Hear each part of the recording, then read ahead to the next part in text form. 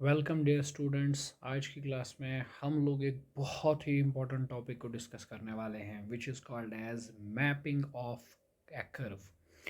Mapping of a curve का मतलब क्या है? इसका मतलब सिंपल में ये है कि अगर अपने पास कोई एक ग्राफ दिया होगा तो हम उस ग्राफ को दूसरे किसी ग्राफ में कैसे कन्वर्ट करेंगे, यानी conversion of one graph to other, है ना। एक टाइप का ग्राफ दिया होगा और हम उसे किसी और ग्राफ में कन्वर्ट करना चाहेंगे।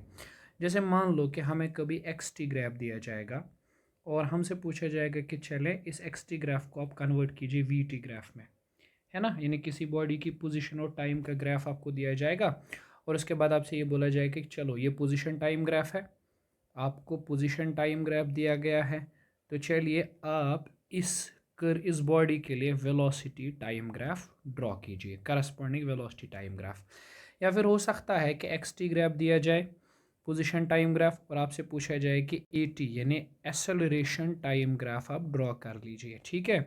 या फिर उल्टा भी हो सकता है, आपको वी टी ग्राफ दिया जाए और बोला जाए ए टी ग्राफ ड्रॉ करने को, या फिर इसका उल्टा भी सोच लीजिए, ए टी ग्राफ दिया जाए बोला जाए एक्स टी ग्राफ बनाने को, या ए टी ग्राफ दिया जाए बोला जाए वी टी ग्राफ बनाने को। मतलब ये है कि आपको किसी एक टाइप का ग्राफ दिया जाएगा और आपको बोला जाएगा कि चलिए इसका करस्पॉन्डिंग दूसरे टाइप का ग्राफ क्या बन सकता है, ठीक है ना। तो ये बहुत फेमस सवाल है, नीट में जेई में आपको अक्सर मिल जाएगा, ठीक। तो इस क्लास में इस सेक्शन में बेसिकली हम लोग ऐसे ही क्वेश्चंस लेने वाले हैं। एक तरह का ग्राफ होगा और हमें उसे कन्वर्ट करना होगा किसी और टाइप के ग्राफ में, ठीक है बेटा। तो let us start with question number 1। आपके पास इस तरह का एक ग्राफ दिया गया है which is basically an acceleration time graph. यहाँ से एक्सेलरेशन है, यहाँ से टाइम है, और आपको बोला गया है ये ग्राफ दिखने में कुछ ऐसा है। ध्यान से देखिएगा इस ग्राफ को, इस ग्राफ को आप बहुत गौर से देखिएगा। इस तरह का ग्राफ दिया गया आपको, एक बार इसे ड्रॉ करते हैं इस ग्राफ को। और फिर यहाँ से ऐसे दिया गया है इस ग्राफ को, ठीक। चलें बेटा, अच्छा जो इंडिकेटेड पॉइंट्स हैं ग्राफ में वो ये है कि ये एक्सेलरेशन a1 है और यहाँ से जो एक्सेलरेशन करस्पॉन्डिंग एक्सेलरेशन यहाँ से दिया गया है दैट इज़ -a2। यहाँ पे जो टाइम है वो है t1, यहाँ पर जो टाइम है दैट इज़ t2 और यहाँ पे जो टाइम है दैट इज़ t3। और हमसे पूछा है कि चलिए एक ऑब्जेक्ट मोशन कर रहा है तो उसका ये एक्सेलरेशन टाइम ग्राफ है, अब बनाइए उसका वी टी ग्राफ। चलें भाई वी टी ग्राफ बनाइए, ठीक। इसके बाद और भी ग्राफ्स बनाएंगे, इसके एक्स टी ग्राफ भी बना सकते हैं, वो भी बनाएंगे, ठीक। फिलहाल तो हम लोग वी टी ग्राफ बनाने वाले हैं। तो पहले तो बेटा आप इस कर्व को थोड़ा एनालाइज कीजिए, जैसे हमने प्रीवियस क्लासेस में एनालाइजेशन की है, तो थोड़ा बहुत एनालाइज कर लीजिए। देखें t is equal to zero से अगर हम t is equal to t1 तक चलेंगे, है ना, यानी इस पॉइंट से t इक्वल टू ज़ीरो से t इक्वल टू t1 तक चलेंगे, तो आप देखेंगे एक हॉरिजॉन्टल लाइन है यहाँ, है ना, ये वाली लाइन हॉरिजॉन्टल है। और हॉरिजॉन्टल लाइन का मतलब क्या होता है कि यहाँ एक्सेलरेशन, यहाँ जो एक्सेलरेशन बोली गई है एक्सेलरेशन कांस्टेंट है। ओके, एक्सेलरेशन इज कांस्टेंट, ठीक। अब आपको पता है कि वी टी ग्राफ का जो स्लोप होता है, slope of we T graph, we T graph का जो स्लोप होता है बेटा वो एक्सेलरेशन को डिनोट करता है ना। तो अगर एक्सेलरेशन कांस्टेंट है मतलब slope of we T graph, we T graph का स्लोप जो है वो कांस्टेंट होने वाला है। कहाँ से कहाँ? ज़ीरो से t1 के बीच में, ठीक है। आई होप ये चीज़ आप समझ रहे हैं, है ना। फिर t इक्वल टू t1 से शुरू करें t इक्वल टू t2 तक। देखिए t इक्वल टू t1 से t इक्वल टू t2 तक कर्व ही नहीं है, तो इसका मीनिंग क्या है? अगर t1 से t2 तक देखेंगे एक्सेलरेशन ज़ीरो, तो विच मीन्स दैट एक्सेलरेशन ज़ीरो का मीनिंग क्या है? यहाँ यहाँ ग्राफ ही नहीं है ना, तो ग्राफ ना होने का मीनिंग क्या है? एक्सेलरेशन ज़ीरो है, एंड तो अगर एक्सेलरेशन ज़ीरो है which means velocity is constant, constant velocity, है ना। मतलब स्लोप जो है ना, ठीक है, यहाँ जो स्लोप आप कह सकते हो एक्सेलरेशन को, है ना, स्लोप होना है वी टी ग्राफ का एक्सेलरेशन, तो यहाँ स्लोप ज़ीरो होने वाला है, ठीक। एक्सेलरेशन ज़ीरो है which means we T graph का स्लोप ज़ीरो है। अब t इक्वल टू T2 से चलें t इक्वल टू T3 तक। देखें बेटा, एसेलरेशन इज़ -a2, मतलब यहाँ आप ऐसे समझे कि एसेलरेशन इज़ -a2, मतलब कांस्टेंट तो है, हॉरिजॉन्टल लाइन तो है, लेकिन नेगेटिव, इसका स्लोप नेगेटिव है ना। तो वी टी ग्राफ का स्लोप जो है T2 से T3 तक वो नेगेटिव होने वाला है ना। स्लोप कांस्टेंट होगा, ऐसा नहीं है कि मैंने कह रहा हूँ स्लोप वेरिएबल होगा, नहीं, स्लोप कांस्टेंट ही होगा लेकिन नेगेटिव होगा, है ना। तो क्या समझे, 0 से T1 तक हॉरिजॉन्टल लाइन, स्लोप कांस्टेंट मगर पॉजिटिव, T1 से T2 तक acceleration 0, velocity constant, slope 0, T2 से T3 तक एक्सेलरेशन नेगेटिव, मतलब स्लोप कांस्टेंट। ठीक है, तो चलें करस्पॉन्डिंग ग्राफ बनाते हैं। क्या बनेगा, तो बेटा ग्राफ कुछ ऐसे बन के आएगा, ये V है, ये T है। पहली बात, ये मार्क करते हैं T इक्वल टू 0 वाला पॉइंट, ये करते हैं T इक्वल टू T1 वाला पॉइंट, ये है T इक्वल टू T2 वाला पॉइंट, और ये है T इक्वल टू T3 वाला पॉइंट, है ना। चले बनाते हैं इसको सिंप्लीफाइड तरीके पे। तो बताएं बेटा कैसा बनेगा। देखें, 0 से T1 तक अगर हम बनाएंगे ना, 0 से T1 तक, जैसा कि हमने अभी पढ़ा कि एक्सेलरेशन कांस्टेंट है 0 से T1 तक। अब एक्सेलरेशन कांस्टेंट होने का मीनिंग आप समझते हो ना, कि स्लोप जो वी टी ग्राफ का है वो कांस्टेंट है लेकिन पॉजिटिव है ना। Acceleration is positive, so slope positive आएगा लेकिन कांस्टेंट, इस तरह की कर्व, राइट। फिर T1 से T2 तक एक्सेलरेशन 0, मतलब वेलोसिटी कांस्टेंट यानी स्लोप 0, क्योंकि एक्सेलरेशन 0 का मतलब स्लोप 0 है ना, ऐसे। फिर T2 से T3 तक एक्सेलरेशन नेगेटिव, नेगेटिव स्लोप मगर कांस्टेंट, नेगेटिव स्लोप मगर कांस्टेंट का मतलब ऐसे आएगा। ठीक, अभी आप यहाँ पे एक चीज़ पूछ सकते हैं कि सर आपने इसको ज्वाइन क्यों नहीं किया, यानी आपने इस कर्व को, ये ना इस तरह से बनेगा, थोड़ा सा मैं मॉडिफाई कर देता हूँ बेटा, कुछ ऐसे बनेगी ये इस तरह से। तो अब वो बोलेंगे सर T3 पे आपने 0 के साथ ज्वाइन क्यों नहीं किया। ठीक है, देखो T is equal to T3 पर मेरे को नहीं पता वेलोसिटी 0 है या नहीं, वो हम नहीं बोल सकते ना। अच्छा चलो थोड़ा मैं बता देता हूँ, मुझे बताओ T इक्वल टू T3 पे क्या ख्याल है। At T equal to T3 velocity निकालने के लिए फॉर्मूला क्या है, V is equal to u plus a t, है ना। तो velocity at T3 what will be that, मुझे बताओ सेकंड पॉइंट पे। पहले यहाँ तो वेलोसिटी 0 है और यहाँ पर वेलोसिटी क्या होगी, यहाँ पे एक्सेलरेशन a1 है तो यहाँ पे वेलोसिटी होगी a1 t1, है ना। और यहाँ पे क्या होगी, चूंकि वेलोसिटी कांस्टेंट ही है a1 t1 ही होगी। अब हम निकाल रहे हैं यहाँ पे वेलोसिटी है T3, तो इधर क्या वेलोसिटी होगी, इनिशियल वेलोसिटी ये ले लो, है ना, a1 t1 प्लस एक्सेलरेशन तो इस केस में -a2 है, -a2, और टाइम क्या बनेगा, टाइम बनेगा T3 से T2 के बीच में चला है ये, तो T3 माइनस T2, तो क्या ये 0 आया, नहीं 0 नहीं आया।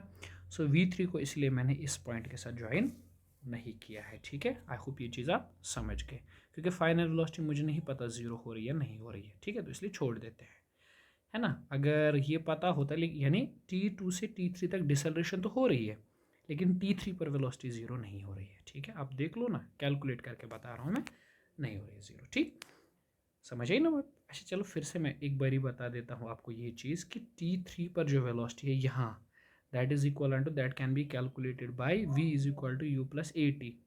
यू का वैल्यू है a1 t1 इस पॉइंट का, है ना, और एक्सेलरेशन इज -a2, तो टाइम लगेगा T3 से T2 के बीच में, राइट। ओके, चलें बेटा, अब इसी के लिए हमें बोल रहा है कि करस्पॉन्डिंग इसी ग्राफ के लिए, इसी सिचुएशन के लिए जिसका ए टी ग्राफ दिया गया है हमें, करस्पॉन्डिंग एक्स टी ग्राफ क्या आएगा। चलें बताइए, करस्पॉन्डिंग एक्स टी ग्राफ क्या आने वाला है, पोजीशन टाइम ग्राफ, है ना। चलो एक बार इससे we T graph, A T graph को मैं दोबारा से बना देता हूँ। ये ए, ये टी क्विकली बना लेते हैं, ये ऐसे गिवन था, तो हमसे कहा था ये टाइम T1 है, ये टाइम T इक्वल टू 0 है, ये जो टाइम है T3 है, ओके T2 है, right right right right, T2 time है ये, और ये टाइम जो है यहाँ T इक्वल टू T3 है। यहाँ एक्सेलरेशन a1 है पॉजिटिव, और यहाँ एक्सेलरेशन शबश क्या दिया था, -a2 यानी नेगेटिव, है ना। तो अब हमसे पूछा है कि चलें बताइए इसका एक्स टी ग्राफ कैसे बनेगा। एनालिसिस वही है फिर से, है ना। चलो t इक्वल टू ज़ीरो से शुरू करते हैं to t equal to t1। बताओ t इक्वल टू ज़ीरो से t इक्वल टू t1, मान लो डिस्प्लेसमेंट x1 है। x1 क्या होता है, डिस्प्लेसमेंट की formula ut plus half of at square, है ना। तो x1 विल बी u, यहाँ पे u अगर देखें तो ज़ीरो था, हम पहले डिस्प्लेसमेंट देख रहे हैं किधर, ज़ीरो से t1 तक, जिसको मैंने x1 कहा। तो u इक्वल टू ज़ीरो, है ना, टाइम लगा t1, one half of acceleration is a1 और टाइम लग रहा है t1 स्क्वायर। तो x1 is half of a1 t1 square. Okay great. तो ये आया हमें बिल्कुल ऐसे वैल्यू पता चला किस चीज़ का, x1 डिस्प्लेसमेंट का। अच्छा मुझे बताइए एट t1 पॉइंट पर वेलोसिटी क्या होगी। Velocity at t1 that is equal to वही u प्लस at, और क्या। Velocity at t1 is u तो ज़ीरो है, प्लस एक्सेलरेशन इज a1 और साथ में t1, तो velocity at t1 is simply a1 t1। यानी इस पॉइंट पर देखें तो velocity is a1 t1। Okay चलिए ठीक। अब t इक्वल टू t1 से शुरू करते हैं t इक्वल टू t2 तक। देखें इस बीच में एक्सेलरेशन ज़ीरो है, बट इसका मतलब ये नहीं कि ऑब्जेक्ट रुका हुआ है। इसका सीधा साधा मतलब ये है कि ऑब्जेक्ट चल तो रहा है लेकिन यूनिफॉर्म मोशन में, है ना। तो मुझे बताओ t equal to t1 t equal to t2, इन दोनों के बीच में डिस्प्लेसमेंट मान लो x2 है। व्हाट इज x2, वही ut plus half of at square. अब थोड़ा मैं लिख रहा हूँ, देखो xt is ut, initial velocity तो यही है t1 पे, है ना, a1 t1, और टाइम जो लग रहा है that is t2 minus t1 plus one half of, देखो बेटा एक्सेलरेशन तो ज़ीरो है तो ये टर्म तो ज़ीरो बनने वाली है। तो x T is a1 t1 into t2 minus t1। Okay तो ये आ गया x2, है ना। और अगर मैं तुमसे पूछूं कि t2 टाइम पर वेलोसिटी क्या होगी, तो आप बोलेंगे सर t1 टाइम पर वेलोसिटी थी a1 t1 और वेलोसिटी कांस्टेंट है, तो ये आएगा a1 t1। इस टाइम पर भी यही होगी, है ना, क्योंकि एक्सेलरेशन ज़ीरो है ना इस टाइम इंटरवल में। तो t2 से t3 के बीच का एनालिसिस करते हैं। तो बताइए t2 से t3 के बीच का analysis, what will be the displacement. तो ये मतलब इसमें डिस्प्लेसमेंट वाली बात क्या सर, आप तो सिंपल पता है ut plus half of at square आएगा। तो sir x3 is u, initial velocity, हम ये इंटरवल देख रहे हैं, यहाँ डिस्प्लेसमेंट x3 है, इसमें इनिशियल वेलोसिटी a1 t1 है, और टाइम जो लग रहा है that is t3 minus t2। तो you will be saying sir time is t3 minus t2 plus one half of acceleration negative है माइनस a2, है ना, और टाइम जो लग रहा है that is t3 minus t2 whole square. Okay तो ये आया करस्पॉन्डिंग x3 का वैल्यू, समझ आई बात। तो अब देख इसमें ख़ास बात पता है क्या है, x1 भी पॉजिटिव आया, x2 भी पॉजिटिव ही आया है हमें, और y2 भी, x3 भी पॉजिटिव ही आया है। So there is no term जो नेगेटिव है फिलहाल एज सच, है ना। तो अपना ग्राफ नेगेटिव एक्सिस पे तो जाने से रहा, नेगेटिव एक्सिस तो जाएगा नहीं वो, ठीक है ना। चलो देखो ग्राफ कैसे बने, अगर हम एक्स टी ग्राफ बनाएंगे तो ये x है, ये t है। चलो मान ले ये वाला टाइम जो है t इक्वल टू ज़ीरो को करस्पॉन्ड करता है, ये वाला time t equal to t1 को करस्पॉन्ड करता है, ये वाला time t equal to t2 को करस्पॉन्ड करता है, ये time t equal to t3 को करस्पॉन्ड करता है। तो बेटा गौर से समझिएगा थोड़ा, अपना एक बारी इसको पॉज करके खुद से भी ट्राई करो, है ना, हो सकता है मेरे करने से पहले अगर आप कर देंगे तो it will be great thing, है ना। तो एक बारी पॉज करके खुद से ट्राई कर लें। अच्छा बताएं, ज़ीरो से t1 तक के बीच में, ज़ीरो से t1 तक के बीच में बेटा हम बना रहे हैं एक्स टी ग्राफ, और एक्स टी ग्राफ का स्लोप क्या होता है, वेलोसिटी। हाँ ये चीज़ इंपॉर्टेंट है, एक्स टी ग्राफ का स्लोप क्या होता है, वेलोसिटी। अब बोलिए मुझे ज़ीरो से t1 के बीच में क्या वेलोसिटी कांस्टेंट है, नहीं सर, ज़ीरो से t1 के बीच में एक्सेलरेशन a1 है, मतलब पॉजिटिव एक्सेलरेशन है, मीन्स वेलोसिटी बढ़ती ही जाएगी। Okay great great great, acceleration होने का मतलब है ना वेलोसिटी बढ़ती ही जाएगी, और बढ़ती हुई वेलोसिटी को कैसे डिनोट करते हैं, वेलोसिटी पॉजिटिव होगी और बढ़ेगी, वेलोसिटी पॉजिटिव होगी और बढ़ेगी, फिर रिमेंबर इस तरह का ग्राफ बनता है ना, यही है ना मीनिंग, वेलोसिटी पॉजिटिव और बढ़ रही है। अच्छा t1 से t2 के बीच में एक्सेलरेशन का वैल्यू क्या है, ज़ीरो।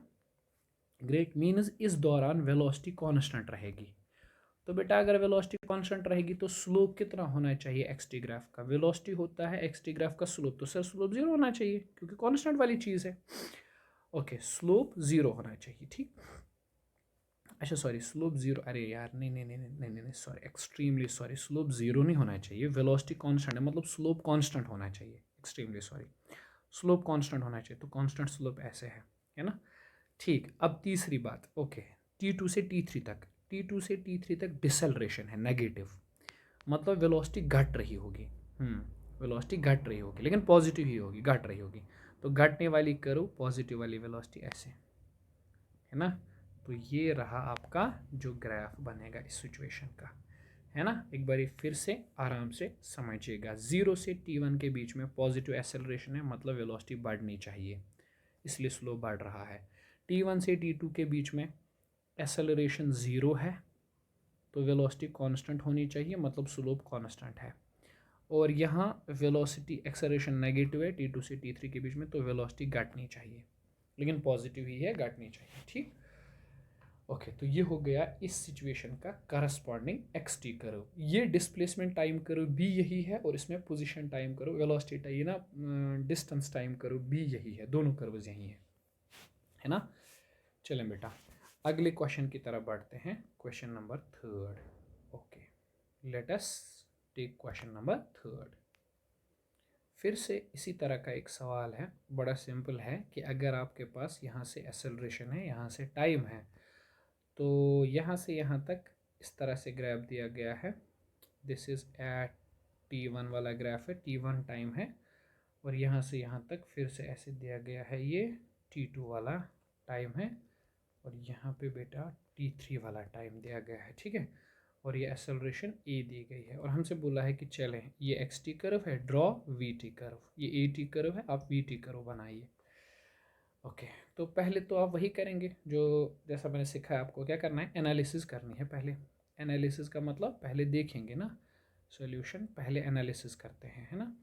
यानी ज़ीरो से t इक्वल टू ज़ीरो से, इस पॉइंट से t इक्वल टू ज़ीरो से t इक्वल टू T1 तक, t इक्वल टू ज़ीरो से t इक्वल टू T1 तक चेक करेंगे कि क्या हो रहा है, कहानी क्या है।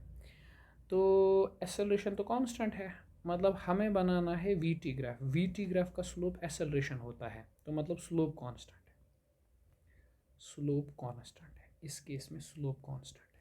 Okay okay okay okay, positive है और कांस्टेंट है, ग्रेट। ओके चलें, ठीक, अब t इक्वल टू T1 से t इक्वल टू T2 के बीच में बताइए मुझे क्या होगा। एक्सेलरेशन ज़ीरो है, देख लो कोई ग्राफ ही नहीं है, एक्सेलरेशन ज़ीरो है बीच में, है ना। तो अगर एक्सेलरेशन ज़ीरो है, what does that mean, that means velocity is constant.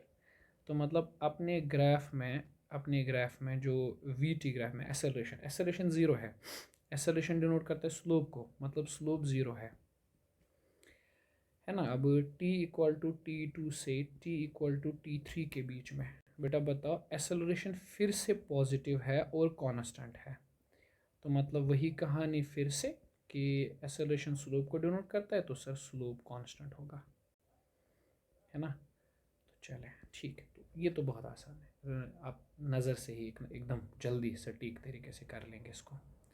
चलें बताइए, ये V है, ये T है, क्रिटिकल पॉइंट्स मार्क करते हैं, T इक्वल टू ज़ीरो, ये पॉइंट लेते हैं T इक्वल टू T1, ये वाला पॉइंट ले लेते हैं T इक्वल टू T2, ये वाला पॉइंट लेते हैं T इक्वल टू T3। तो चलिए बेटा क्विक, थोड़ा सा क्विक हो जाइए, है ना। अभी इतने सारे क्वेश्चंस कर रहे हैं ग्राफ पे, अगर आपने सारे लेक्चर्स देखें तो ये तो आप झट से कर दोगे। बताओ मुझे पहले, 0 से T1 तक एक्सेलरेशन कांस्टेंट है, मतलब स्लोप कांस्टेंट है, स्लोप कांस्टेंट वाली करो, स्लोप कांस्टेंट वाली करो सर, ऐसे होती है, ग्रेट। फिर T1 से T2 तक स्लोप ज़ीरो वाली करो, कुछ ऐसे होती है, ओके ठीक। फिर सर T2 से T3 तक स्लोप कांस्टेंट पॉजिटिव, ऐसे, ठीक है सर, ये हो गया आपका we T graph. Oh great, this is the we T graph. अब मैं पूछूं करस्पॉन्डिंगली एक्स टी ग्राफ, चले ये आपका होमवर्क दिया मैंने कि चलें इसी का एक्स टी ग्राफ बना लें, आप इसी में करस्पॉन्डिंग एक्स टी ग्राफ बना लें, ठीक, इसी सिचुएशन में, इसी वाली सिचुएशन में, ठीक है। एक बार इसे वीडियो को पॉज करें, थोड़ा ध्यान दें और खुद से सॉल्व करने की कोशिश करें एक बार, ठीक है। बड़ा सिंपल सा खेल है, ठीक, करें बेटा। ओके, एक और क्वेश्चन ले लेते हैं, ठीक है। Question number 4। देखिए बेटा, जितनी ज़्यादा आप क्वेश्चंस करोगे ना, जितने ज़्यादा क्वेश्चंस, उतनी आपकी प्रैक्टिस हो जाएगी और उतना आपको होल्ड आएगा। ये एक्स टी ग्राफ है। अब हमसे इस एक्स टी ग्राफ में ऐसे पूछ लिया है, ये ओरिजिन पे टच कर रहा है इसको, है ना, ज़ीरो पे। तो हमसे पूछा है कि ये टाइम यहाँ जो ग्राफ में दिया गया है दिस इज़ t1, और ये टाइम जो दिया गया है वो t2 है। तो हमसे पूछा है इसका ड्रॉ करें आप वी टी ग्राफ। ये एक्स टी ग्राफ है, आप चलें वी टी ग्राफ बना लें। देखें बेटा, फिर से वही बात, एनालाइजेशन दैट इज़ इम्पॉर्टेंट। आपको ग्राफ रीड करना आता है या नहीं। t इक्वल टू ज़ीरो से t इक्वल टू t1 तक, अगर आपको याद होगा, ये वाली कर्व डिनोट करती है किस चीज़ को, पॉजिटिव वेलोसिटी को, क्योंकि इसका स्लोप पॉजिटिव है। बढ़ रहा है स्लोप है, घट रहा है। सारी लाइन हॉरिजॉन्टल होना चाहती है तो स्लोप घट रहा है, स्लोप डिक्रीज हो रहा है, ठीक। फिर sir t equal to t1 पर, मतलब इस पॉइंट पर अगर इस तरह से ड्रॉ करेंगे तो सर स्लोप ज़ीरो है, और ये एक्स टी ग्राफ है, एक्स टी ग्राफ का स्लोप मतलब वेलोसिटी ज़ीरो है। ओके, फिर t इक्वल टू t1 से लेके t इक्वल टू t2 तक, बताइए ये वाला slope negative positive, slope will be sir negative. Slope sir velocity को डिनोट करता है, वेलोसिटी नेगेटिव है। लेकिन क्या वो बढ़ रहा है घट रहा है? सर आप देखेंगे ना, इस वाली लाइन को तो हॉरिजॉन्टल होना चाहती है ना, ये लाइन सॉरी वर्टिकल होना चाहती है। देख लीजिए, वर्टिकल टाइप होना चाहती है, it's trying to be vertical. So slope बढ़ रहा है ना। सो स्लोप नेगेटिव ही है लेकिन इंक्रीज करने की कोशिश कर रहा है, ठीक। देयरफॉर अच्छा, तो बताइए करस्पॉन्डिंग कर्व कैसे जमेगा? भाई बताओ बताओ, जल्दी जल्दी जल्दी जल्दी। ये v है, ये t है, चले ये t इक्वल टू ज़ीरो है, ये t इक्वल टू t1 है, और ये point t equal to t2 को डिनोट करता है। बोलिए बेटा, कैसे बनाएंगे इस ग्राफ को, आप बताइए जल्दी से। इट्स अ सिंपल थिंग, शबश। आप बोलेंगे sir t is equal to zero से t इज इक्वल t1 तक पता करिए, स्लोप पॉजिटिव है और घट रहा है, स्लोप पॉजिटिव है घट रहा है। अच्छा, स्लोप पॉजिटिव और घट रहा है स्लोप पॉजिटिव और घट रहा है, तो स्लोप पॉजिटिव कैसे होगा और घटेगा कैसे, समझ लीजिए ना पहले। अच्छा बताएं, पहले एक बात बताएं, t is equal to zero पर ज़रूरी है कि वेलोसिटी ज़ीरो हो? t is equal to zero पर अगर मैं बोलूँ आपसे t इक्वल टू ज़ीरो पे, हाँ ये बड़ा इंटरेस्टिंग सवाल होगा कि t इक्वल टू ज़ीरो पे ग्राफ किधर से शुरू करें। t इक्वल टू ज़ीरो पर वेलोसिटी ज़ीरो होगा, नॉन ज़ीरो होगा? अगर आप ज़ीरो सोच रहे हैं तो आप गलत है। t इक्वल टू ज़ीरो पर वेलोसिटी नॉन ज़ीरो होगी, क्यों? क्योंकि आप बोलेंगे मुझे sir t equal to zero पे आपको वेलोसिटी चाहिए ना। हाँ, तो sir t equal to zero पर स्लोप ड्रॉ करें, टेंजेंट ड्रॉ करें एक्स टी ग्राफ पे, ठीक है, कर लिया। तो फिर ये देखें सर, ये एंगल थीटा है, तो t is equal to zero पर वेलोसिटी tan थीटा के बराबर होगी, यानी नॉन ज़ीरो होगी। तो ग्राफ ज़ीरो से स्टार्ट नहीं होने वाला बेटा। t is equal to zero पर वेलोसिटी ऑलरेडी tan थीटा है ना। तो फिर ये वेलोसिटी अब घटेगी, है ना, घटे घटे घटे, कांस्टेंट वेलोसिटी कांस्टेंट स्लोप के साथ घटेगी, लेकिन ठीक। फिर t इक्वल टू t1 से t इक्वल टू t2 पर वेलोसिटी नेगेटिव है लेकिन बढ़ रही है, ठीक है, तो नेगेटिव है लेकिन बढ़ रही है। करस्पॉन्डिंगली अपना ये ग्राफ आएगा, है ना, इस तरह से। आई होप आपको ये चीज़ क्लियर है ना। टी इक्वल टू ज़ीरो पर वेलोसिटी थोड़ी ना ज़ीरो है, टी इक्वल टू ज़ीरो पर वेलोसिटी का वैल्यू tan थीटा से पता चलेगा, तो मतलब नॉन ज़ीरो है, पॉजिटिव है। इसीलिए टी इक्वल टू ज़ीरो पर मैंने वेलोसिटी नॉन ज़ीरो पॉइंट से डिनोट की। फिर उसके बाद वेलोसिटी घट रही है, तो इसलिए ये नीचे की तरफ ये ग्राफ खिसकाया मैंने, ठीक है। फिर टी इक्वल टू t1 से वेलोसिटी नेगेटिव है लेकिन फिर भी घट रही है, नेगेटिव है फिर घट रही है। देखो ना, ये ग्राफ चलते चलते चलते चलते इन्फिनाइट की तरफ जा रहा है, मतलब बढ़ रही है ना, नेगेटिव डायरेक्शन में वेलोसिटी बढ़ रही है, ठीक। ओके, चलिए नेक्स्ट क्वेश्चन ले लेते हैं बेटा। Let's take another question, whatever, शायद क्वेश्चन नंबर 5 है, जो भी है। अब देखें, एक बड़ी इंटरेस्टिंग सिचुएशन दी गई है आपको। कहा गया है कि एक पार्टिकल है विच इज़ थ्रोन अपवर्ड्स, जिसको अपवर्ड थ्रो किया गया है, which is thrown upwards with some initial speed, with some initial speed. हमसे बोला है ड्रॉ करें वी टी कर्व, पहले आप वी टी कर्व बनाओ एंड उसके बाद स्पीड टाइम कर्व, तो देखिए बेटा, वेलोसिटी टाइम करो भी पूछा है, स्पीड टाइम करो भी पूछा है। पहले वेलोसिटी टाइम करो बनाएंगे, फिर उसको मैप करेंगे वेलोसिटी टाइम करो से स्लो ये स्पीड टाइम करो बनाएंगे, ठीक है। चलें पहले सिचुएशन को एनालाइज करते हैं। ये मान लीजिए ये ग्राउंड है,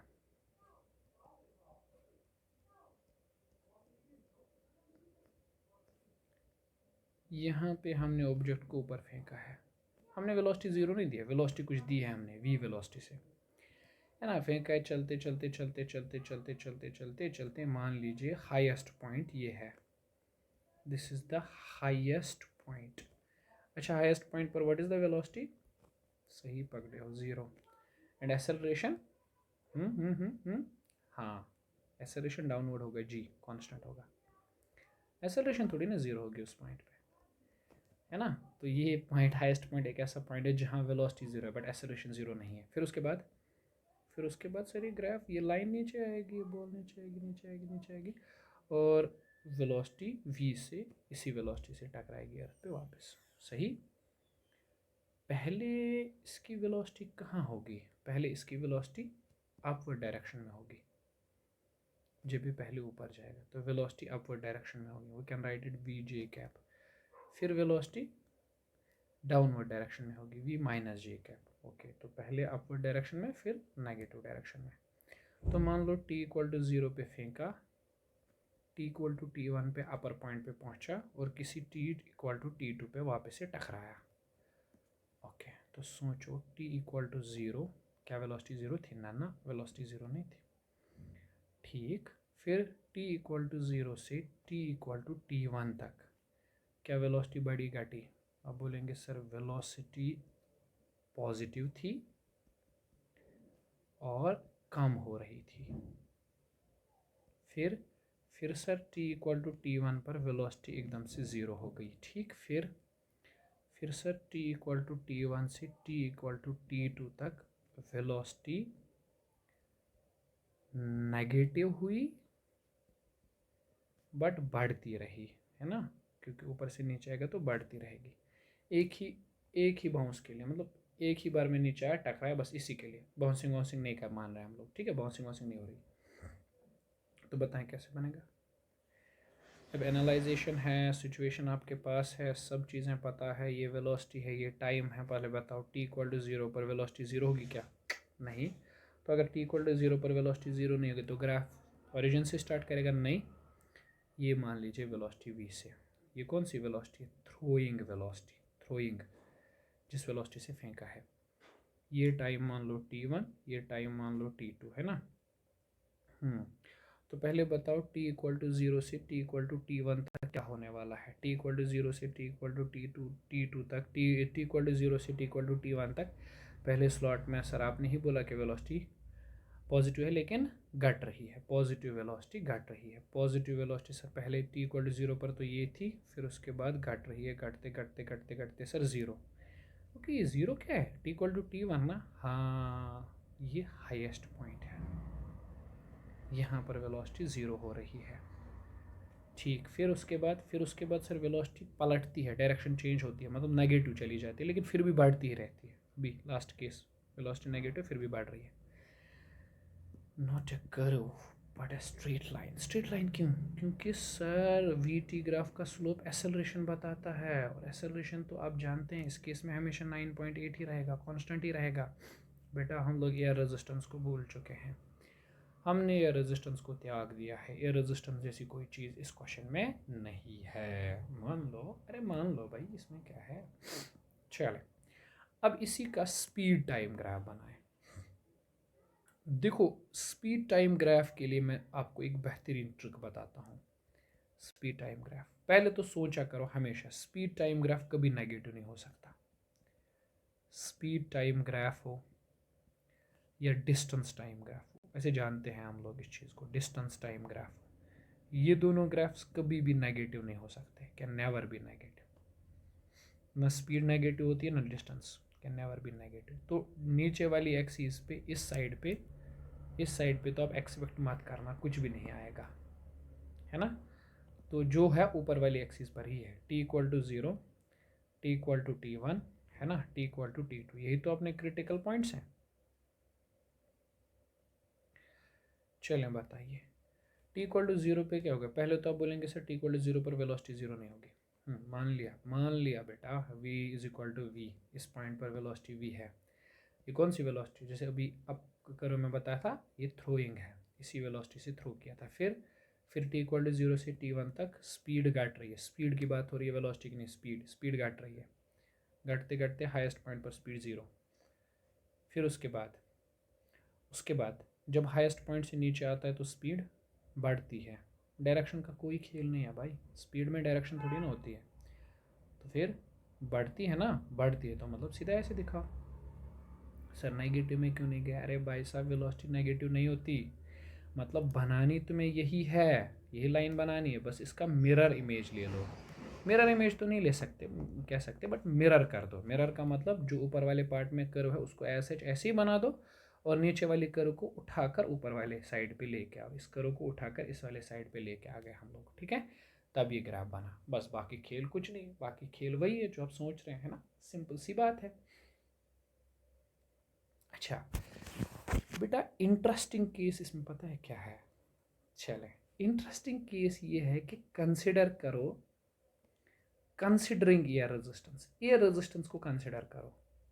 अरे बाप रे, कंसिडर एयर रेजिस्टेंस को कंसिडर करो। इसी सिचुएशन के लिए वी टी है ना, यानी वेलोसिटी टाइम, अच्छा छोड़े वेलोसिटी टाइम तो छोड़े आप, स्पीड टाइम ग्राफ बनाओ, बट इस बार एयर रेजिस्टेंस कंसिडर करना है।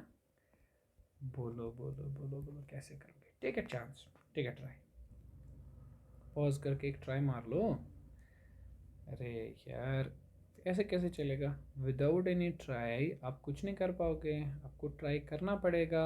अभी भी टाइम है, बोल रहा हूँ पॉज करके ट्राई करो, पॉज एंड ट्राई। अरे ट्राई करें भाई साहब, आपको आ जाएगा, ट्राई तो करें। चलिए, t equal to T1, t equal to T2, है ना? देखो हाईएस्ट पहले इनिशियल पॉइंट पर वेलोसिटी जीरो तो नहीं होगी, इनिशियल पॉइंट पर वेलोसिटी कुछ होगी, फिर उसके बाद वेलोसिटी घटेगी, लेकिन इस बार लीनियरली नहीं घटेगी, स्लोप कांस्टेंट नहीं होगा, बस यही एक चीज़ है, लीनियरली नहीं घटेगी। जब एक्सेलरेशन आप लोगे ना, जब एयर रेजिस्टेंस सॉरी आप एयर रेजिस्टेंस लोगे, इसका मीनिंग ये होता है कि आप मान रहे हो कि ऑब्जेक्ट ऊपर से नीचे या नीचे से ऊपर जा रहा है, और कंटिन्यूसली एक फोर्स है, एयर रेजिस्टेंस वाला फोर्स जो उस पर लग रहा है कंटिन्यूसली, तो वो वेलोसिटी को जब ऊपर जाएगा ऑब्जेक्ट तो स्पीड को कम तो करेगा, वो नीचे आएगा स्पीड को बढ़ाएगा, लेकिन लीनियरली नहीं। बढ़ना या घटना लीनियर नहीं होगा, नॉन लीनियर होगा। ग्राफ तो ऐसे ही बनेगा, ये ऐसे और फिर हल्का सा ऐसा, है ना? ठीक। अब देखें, अब मैंने इधर परफेक्टली प्रिडिक्शन क्यों नहीं की क्या होगा। देखो असल में हमें एयर रेजिस्टेंस की फॉर्मूला पता होनी चाहिए, हमें ये पता होना चाहिए कि जो फोर्स लग रहा है एयर रेजिस्टेंस वाला फोर्स, उसकी फॉर्मूला क्या है, वो किस किस पैरामीटर पे डिपेंड करता है, उस हिसाब से हम बनाएंगे। लेकिन ये रफ कर्व है, रफली आप ऐसे ही बना सकते हो, ये एक्चुअल नहीं है, ये रफली ग्राफ आप ऐसे बना सकते हो। एक्चुअल के लिए तो आपको जानना पड़ेगा कि जो फोर्स आप लगा रहे हैं उधर, एयर रेजिस्टेंस का फोर्स जो आप कंसिडर कर रहे हैं वो कैसा होगा। Can you need to know that, right? Okay great. तो आई होप ये सारे क्वेश्चंस आपको समझ आ गए होंगे। दिस आर इंटरेस्टिंग केसेस, एक बार इसे आपको ट्राई कर लेना चाहिए, ठीक है? अगर आप कंफ्यूज हैं तो take second look at this video, हाँ, एक बार फिर से आराम से ठंडे दिमाग से इन सब क्वेश्चंस को ट्राई करो, विल गेट देम राइट। अच्छा बेटा, इसमें हम लोग एक और इम्पॉर्टेंट चीज़ डिस्कस करेंगे बाय द एंड। ये मैपिंग में तो नहीं आता, लेकिन ये थोड़ा सा इम्पोर्टेंट है। मोशन ऑफ टू कार्स, दो गाड़ियाँ अगर आपके पास मोशन में है, लेकिन स्टार्टिंग टुगेदर, दोनों एक साथ स्टार्ट कर रहे हैं मोशन को, ठीक है? दो गाड़ियाँ मोशन में है, लेकिन दोनों ही मोशन को एक साथ शुरू कर रहे हैं, ठीक है, एक ही बार में। तो हम इस मोशन को थोड़ा समझने की कोशिश करेंगे। लेट अस से अपने पास केस नंबर 1 है कि मान लो कि कार ए है और कार बी है, दोनों एक ही जगह से स्टार्ट कर रहे हैं, सेम डायरेक्शन में जा रहे हैं, और दोनों के पास इक्वल वेलोसिटी है, दोनों इक्वल वेलोसिटी से चल रहे हैं, मतलब वी ए और वी बी बराबर है। यानी अगर मैं दोनों के बीच में रिलेटिव वेलोसिटी निकालूं तो ज़ीरो है। रिलेटिव वेलोसिटी ज़ीरो है, रिलेटिव वेलोसिटी दोनों के पास ज़ीरो है। लेकिन एक चीज़ है, at T equal to zero, जब टी ज़ीरो था ना, तो distance covered by first car is not zero and distance covered by second car is not zero. मतलब T is equal to zero पर दोनों ओरिजिन पर नहीं थी। मान लो कि पहली गाड़ी ने ऑलरेडी 10 मीटर कवर कर लिए थे और दूसरी गाड़ी ने ऑलरेडी 20 मीटर कवर कर लिए थे। इसका मीनिंग ये होता है कि टी इक्वल टू ज़ीरो पर जब आपने मोशन को शुरू किया, मोशन आपने देखना शुरू किया, तब ऑलरेडी बॉडीज़ कुछ डिस्टेंस कवर कर चुकी थी। तो इसका एक्स टी ग्राफ कैसे आएगा? Really it's a simple thing. अगर यहाँ से एक्स बनाओगे, यहाँ से टी बनाओगे, देखो वेलोसिटी तो दोनों की सेम है ना, और दोनों की वेलोसिटी सेम है। अब वेलोसिटी अगर दोनों सेम है, मतलब एक गाड़ी जितनी स्पीड से चलेगी दूसरी गाड़ी भी उतनी स्पीड से चलेगी। You can consider that they are moving parallel to each other. तो दोनों के बीच में जो सेपरेशन होगा x a minus x b, that is also constant, वो कॉन्स्टेंट रहेगा। सेपरेशन कांस्टेंट ही रहेगा ना। मान लो एक गाड़ी आगे चल रही है, दूसरी गाड़ी पीछे चल रही है, ठीक है ना। तो अगर दोनों के बीच में 10 मीटर की डिस्टेंस से सेम स्पीड से चल रहे हैं, तो दोनों तो इसी स्पीड से चलते रहेंगे, डिस्टेंस फिक्स है दोनों के बीच में, राइट। ओके, तो कर्व कैसे बनेगा? स्ट्रेट या कर्व्ड, वेलोसिटी कांस्टेंट है, एक्स टी कर्व का स्लोप वेलोसिटी होता है, तो सर कांस्टेंट होगा ना, और क्या, राइट। तो एक स्ट्रेट लाइंस ऑब्टेन होंगी, करेक्ट। कुछ ऐसे बन जाएगा ग्राफ, ऐसे एक लाइन और ऐसे दूसरी वाली लाइन, है ना, स्ट्रेट लाइन। अच्छा, पहली वाली लाइन मान लेते हैं एक्स ए, है ना, ए बॉडी के लिए, और दूसरी वाली मान लेते हैं एक्स बी। अच्छा, यहाँ एक छोटी सी एजम्पशन है कि एक्स बी ज़्यादा है एक्स ए से, कि there is no issue. But ये दोनों लाइंस जो होंगी वो एक दूसरे के पैरेलल होंगी, है ना। This is what is important. इनके बीच की जो डिस्टेंस है हमेशा यही रहेगी, फिक्स रहेगी। दीज टू लाइन्स भी पैरेलल टू ईच अदर। और क्या ये गाड़ियाँ कभी एक दूसरे से मीट करेंगी? No, they never meet. ये दोनों गाड़ियाँ कभी भी मीट नहीं करेंगी, कभी भी एक दूसरे को क्रॉस नहीं करेंगे। There will be no crossing at all, no crossing at all, है ना। हाँ, अच्छा, अगर इनके बीच में इस चीज़ का ग्राफ बनाया जाए, एक्स बी ए मतलब distance between distance of B minus distance of A, तो बोलेंगे सर ये चीज़ तो कांस्टेंट है, इसका क्या ही ग्राफ बनाएंगे, स्ट्रेट लाइन ही आएगी, कांस्टेंट सी चीज़ है, तो खेल ख़त्म। ओके, तो ये हमने केस नंबर फर्स्ट कंसिडर कर लिया कि दोनों बॉडीज सेम वेलोसिटी से मूव करती हैं, है ना। अब केस सेकंड मूव करते हैं, केस सेकंड की बात करते हैं। अच्छा, मान लीजिए कि ए की वेलोसिटी बी वाली कार से ज़्यादा है ना, सेम डायरेक्शन में मूव कर रहे हैं, मगर पहली वाली गाड़ी की स्पीड ज़्यादा है, दूसरी वाली की स्पीड कम है। तो अगर वी ए ज़्यादा है, वेलोसिटी ऑफ ए ज़्यादा है, तो मतलब एक्स टी ग्राफ में जो स्लोप होगा इसका वो भी तो ज़्यादा होगा ना। Slope of X T graph A का slope that will be more than slope of X T graph for B, है ना। क्यों? क्योंकि एक्स टी ग्राफ पर स्लोप डिनोट करता है वेलोसिटी को, तो ए की वेलोसिटी ज़्यादा है, मतलब एक्स टी ग्राफ पर ए का स्लोप ज़्यादा होगा, है ना। अच्छा, what about v b minus v a, दोनों के बीच की रिलेटिव वेलोसिटी इस बार तो ज़ीरो नहीं होगी। अच्छा, बी की ज़्यादा है तो मतलब ए की कम है, which means that this will be positive, greater than zero always. Am I right? Okay, नहीं गलत है, बी की वेलोसिटी ज़्यादा है ना, ए की वेलोसिटी ज़्यादा है, बी की कम है, तो ये नेगेटिव आएगा ऑलवेज। और क्या दोनों के बीच में डिस्टेंस फिक्सड है? नहीं सर, इस बार वो नहीं है। एट एनी टाइम टी ऐसा नहीं है, दोनों के बीच की डिस्टेंस फिक्सड नहीं हो सकती, इजंट फिक्सड। वाई? क्योंकि एक की वेलोसिटी ज़्यादा है, तो ओवरटेकिंग वाली चीज़ तो होगी। अगर ए पीछे चल रहा है तो वो एक ना एक टाइम पर ओवरटेक तो करेगा, दोनों ओवरटेक तो करेगा। ए वाली कार, पीछे वाली कार स्लो जा रही है, और बी वाली कार, है ना, सॉरी, पीछे वाली कार जो है ना, ऐसे समझ लो ना यार, इतना कन्फ्यूजन क्या है। ये बी वाली कार है, वेलोसिटी वी बी से चल रहा है, ये ए वाली कार है, वेलोसिटी वी ए से चल रहा है, तो वी ए ज़्यादा है वी बी से, तो किसी ना किसी टाइम पर पीछे वाली कार इसको तो ओवर क्रॉस कर ही लेगी।